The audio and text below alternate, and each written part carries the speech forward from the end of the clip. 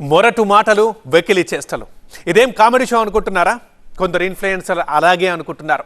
అచ్చోసిన ఆంబోతుల్లా ఆన్లైన్లో రెచ్చిపోతున్నారు. ఎవరిని ఏమైనా అనే స్వేచ్ఛ తమకున్నట్లు, ఎవరో ఇచ్చినట్లు విలువలన్నీ వదిలేసి బజార్న పడుతున్నారు. అరుదైన వ్యాధితో పాపం ఒక పసికందు ప్రాణం చావు బతుకుల మధ్య ఊగిసలాడుతుంటే ఈ చెడబుట్టిన వాళ్లకు వినోదం అయిపోయింది. అందుకే సుప్రీంకోర్టు కూడా దీన్ని సీరియస్గా తీసుకుంది. ఎవరినైతే వీళ్ళు గేలి చేశారో వారినే గౌరవంగా కూర్చోబెట్టి షోలు చేయాలని చెప్పింది. ఇక వైకల్యంతో బాధపడే వారి కోసం అంటే ఆ దివ్యాంగుల చికిత్స కోసం ఫండ్ సేకరించాలని కూడా ఆర్డర్ వేసింది సుప్రీం. సమాజంపై కారు కూతలు, దివ్యాంగులపై వెకిలి జోకులు, సమయ్ రైనా టీంకి పనిష్మెంట్. అడ్డగాడిదలు, నిలువుగాడిదలు, రెండు కాళ్ల జంతువులు, ఇలా వారిని ఎన్ని మాటలన్నా దున్నపోతు మీద వడగళ్లవాన పడ్డట్లే. శరీరాలు పెంచారే గాని మెదడు పెరగలేదు. ఏది సరదానో ఏది సున్నితమో ఆ వెకిలి బుర్రలకు అర్థమై చావడం లేదు. ఏం చెప్పినా ఏం చేసినా చెల్లుబాటు అవుతుందని విర్రవిగే ఇన్ఫ్లుయెన్సర్లకు అత్యున్నత న్యాయస్థానం తలెండింది. ఇలాగైతే గాని మీకు బుద్ధి రాదంటూ వాళ్ల చెంపలు వాళ్లే కొట్టుకునేలా తీర్పిచ్చింది. అన్నమే తింటున్నారో గడ్డి మేస్తున్నారో అర్థం కాదు. ఇన్ఫ్లుయెన్సర్స్ అనే ట్యాగ్ ఒకటేసుకుని ఏది చేసినా ఏది కూసినా నడుస్తుందని విర్రవీగుతున్నారు. అడల్ట్స్ ఓన్లీ డైలాగ్ తో పాటు అర్థం పర్థం లేని జోకులతో తమ లేఖితనం బయట పెడుతున్నారు. జనం తిట్టిపోస్తున్నా, కోర్టులు మొట్టికాయలేస్తున్నా కుక్కతోక వంకర్ అన్నట్లు అవే బుద్ధులు, పదే పదే అవే తప్పులు. సమయ్ రైనా అని ఒకడున్నాడు. చెత్త కామెంట్లు, చిల్లర కామెడీతో తనను మించినోడు లేడనుకుంటాడు.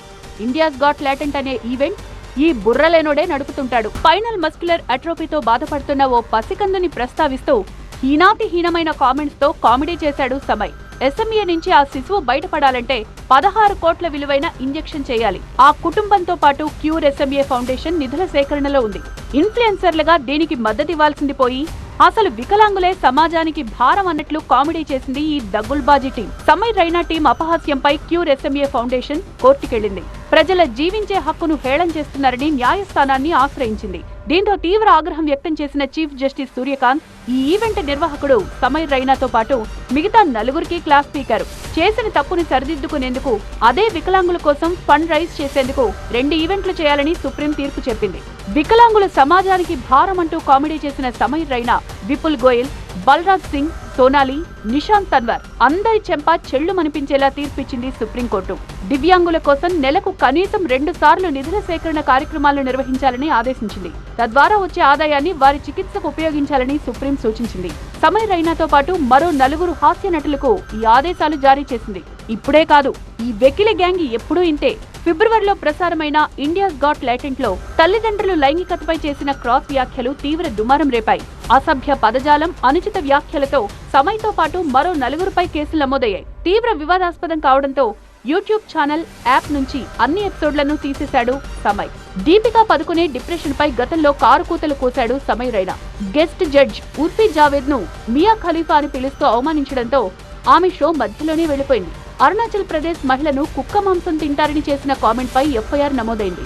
డబుల్ మీనింగ్ కామెడీపై ఓ ఇంటర్వ్యూలో సమయ్ రైనాని ప్రశ్నిస్తే పిల్లలు తన షోను చూస్తే ఆ తప్పు పేరెంట్స్ దే అని రియాక్ట్ అయ్యాడు. పైగా తన చిన్నప్పుడు నాన్న టీవీ కూడా చూడనిచ్చేవాడు కాదని గొప్పగా చెప్పుకున్నాడు. గాలి కొదిలేస్తేనే తానిలా తయారయ్యానని చెప్పుండాల్సింది. కామెడీ అనేది అందరూ మనస్ఫూర్తిగా ఆస్వాదించేదిలా ఉండాలి. ఎవరి మనసు నొప్పించకూడదు.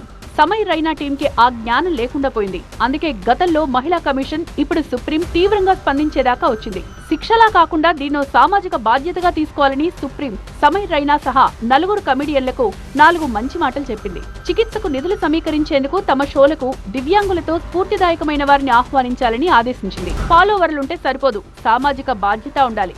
శారీరక వైకల్యం ఉన్నవారు కాదు దివ్యాంగులు. వయసు మీద పడ్డా మెదడు ఎదగని సమయ్ రైనా, అతనికి వంత పాడే ఇన్ఫ్లుయెన్సర్లే అనాగరికులు, మానసిక వికలాంగులు.